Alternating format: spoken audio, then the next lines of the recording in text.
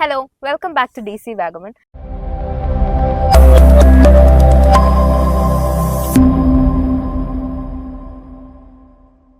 അപ്പോൾ നിങ്ങൾ നേരത്തെ റാങ്ക് കിട്ടിയ ഒരാളെ പരിചയപ്പെട്ടു കാണും. ഇന്നിപ്പോൾ നമ്മുടെ ഒപ്പം ഉള്ളത് Sandeep Santhosh. MBA 22-24 batch student ആണ്. ഒപ്പം തന്നെ MG university MBA 7th rank holder ആണ്. വെൽക്കം ചേട്ടാ. Thank you so much.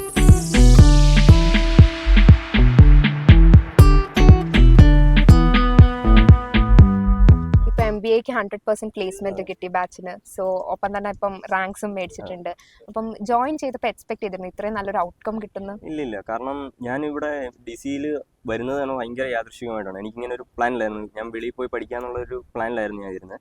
അപ്പം പെട്ടെന്നൊരു എങ്ങനെയോ ഇങ്ങനൊരു റിസൾട്ട് കിട്ടാൻ ചിലപ്പോൾ ഒരു ഇതുണ്ടായിരുന്നായിരിക്കും. അതുകൊണ്ടായിരിക്കാം ചിലപ്പോൾ ഞാൻ DC വന്ന് പഠിച്ചു. അവിടുന്ന് നല്ല സപ്പോർട്ട് കിട്ടിയോണ്ടാണ് എനിക്കിപ്പോൾ ഇങ്ങനെ ഒരു അച്ചീവ്മെൻറ്റ് കിട്ടിയത്. ചേട്ടന് DC-യിൽ വന്നതിന് ശേഷം അത് കഴിഞ്ഞിട്ടുള്ള ഡെവലപ്മെന്റ്സ് എന്തൊക്കെയാണ് ഉണ്ടായത് ലൈഫിൽ? ഒരുപാടുണ്ട്. അപ്പം മറ്റ് ക്യാമ്പസുകളെ വെച്ച് നോക്കുമ്പോൾ DC-ക്ക് ഒരു പ്രത്യേകതയുണ്ട്. അപ്പം DC-യിൽ അവർ ഈവനിങ് പ്രസൻറ്റേഷൻ പോലുള്ള ഒരുപാട് കാര്യങ്ങൾ സ്റ്റുഡൻസിന് സ്കിൽസ് ഡെവലപ്പ് ചെയ്യാൻ വേണ്ടി ചെയ്യുന്നുണ്ട്. അപ്പം ഈ ഈവനിങ് പ്രസൻറ്റേഷൻ എന്നെ ഇപ്പം ഒരുപാട് ഹെൽപ്പ് ചെയ്തു. കാരണം ഇപ്പം ഞാൻ റീസെൻ്റ്ലി ജോയിൻ ചെയ്ത കമ്പനിയിലായപ്പോലും പെട്ടെന്നൊരു പ്രോഡക്റ്റ് ലോഞ്ച് പറഞ്ഞപ്പോൾ എന്നോട് പറഞ്ഞൊരു പ്രസൻറ്റേഷൻ എടുക്കണം. അപ്പം അന്ന് ഞാൻ അവിടെ പ്രസൻറ്റേഷനും കാര്യങ്ങളും എടുത്തുകൊണ്ട് എനിക്ക് ഒരു ഡിഫിക്കൽട്ടീസും ഇല്ലാതെ തന്നെ അത് സിമ്പിളായിട്ട് ഹാൻഡിൽ ചെയ്യാൻ കഴിഞ്ഞു. അപ്പോൾ അതൊരു വലിയ കാര്യമായിട്ട് ഞാൻ കണക്കാക്കും. നമുക്കൊരു ഹാപ്പി മൊമെന്റ് ആണ് റാങ്ക്സ് ഒക്കെ കിട്ടി. അപ്പോൾ എങ്ങനെയാണ് DC കോൺട്രിബ്യൂട്ട് ചെയ്തത് ആ റാങ്ക്സിലേക്ക്? അതിലെടുത്ത് പറയേണ്ട കാര്യം ഫാക്കൽറ്റി മെമ്പേഴ്സിൻ്റെ സപ്പോർട്ടാണ്. അവർ ഒരുപാട് സപ്പോർട്ട് ചെയ്തിട്ടുണ്ട്. ഇപ്പം അതിലൊന്നാണ് പ്രീസ് സാർ, ഞങ്ങളുടെ ബാച്ച് കോർഡിനേറ്റർ സാർ ഒരുപാട് എന്നെ സപ്പോർട്ട് ചെയ്തിട്ടുണ്ട്.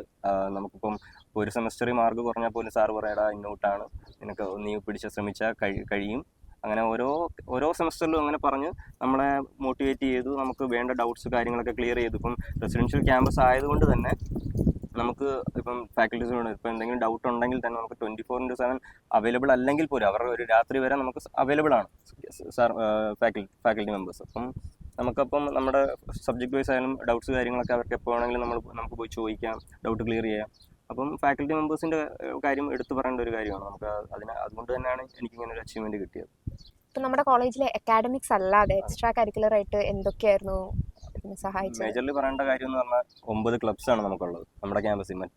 എനിക്ക് തോന്നുന്നില്ല എത്ര ക്യാമ്പസുകൾ ഇങ്ങനെ ഇത്രയും ക്ലബ്സും കാര്യങ്ങളും അതുപോലെ തന്നെ മാനേജ്മെൻ്റ് ആയാലും ഇത്ര സപ്പോർട്ട് ചെയ്യുന്നുണ്ടെന്ന്.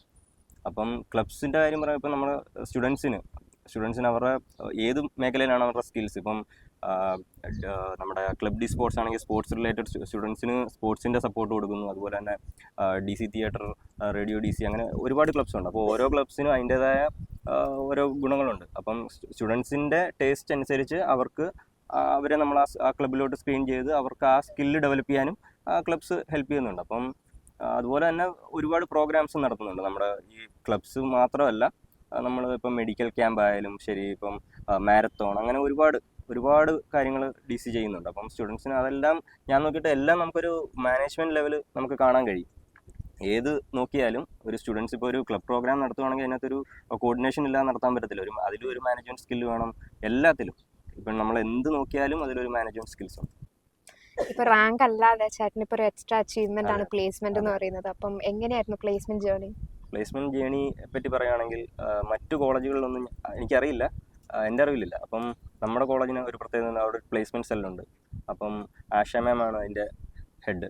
അപ്പം മാമിൻ്റെ ഇതിൽ തന്നെ നമ്മളൊരു കുറച്ച് നമ്മുടെ സ്റ്റുഡൻസ് തന്നെ മെമ്പേഴ്സ് ഉണ്ട്. അപ്പോൾ അവരുടെ എല്ലാം ഒരു എന്താ പറയുക കോർഡിനേറ്റഡ് ചെയ്തൊരു എഫേർട്ടാണ് ഇപ്പം 100% പ്ലേസ്മെൻറ്റ് ഇപ്പം കിട്ടിയിരിക്കുന്നത്. അപ്പം മാമാണ് എനിക്കിങ്ങനെ ഒരു ഓപ്പർച്യൂണിറ്റി തന്നത്. അപ്പോൾ അതുകൊണ്ട് തന്നെ ഇപ്പം ഞാൻ ബജാജ് ഫിൻസർവിൽ സെയിൽസ് മാനേജറായിട്ട് വർക്ക് ചെയ്യുകയാണ്. ഇപ്പം കറണ്ട് DCNസിനോടും അതല്ലാതെ DC ജോയിൻ ചെയ്യാൻ താല്പര്യമുള്ളവരോടൊക്കെ ചേട്ടൻ എന്താണ് പറയാനുള്ളത്?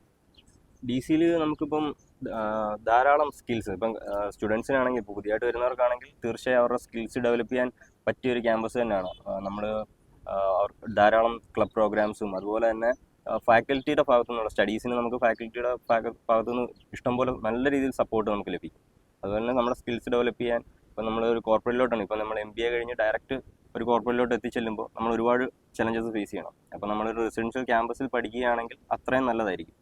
അവിടെ നമ്മൾ അത്യാവശ്യം ആപ്റ്റ് ആകും, നമ്മുടെ സിറ്റുവേഷൻസ് ചേഞ്ച് ചെയ്യുന്നതനുസരിച്ച്. അപ്പം നല്ലൊരു ഓപ്പർച്യൂണിറ്റിയാണ് നിങ്ങൾ DC പഠിക്കുകയാണ്. താങ്ക് യു ചേട്ടാ, ചേട്ടൻ്റെ ടൈം സ്പെൻഡ് ചെയ്തത്. Thank you so much.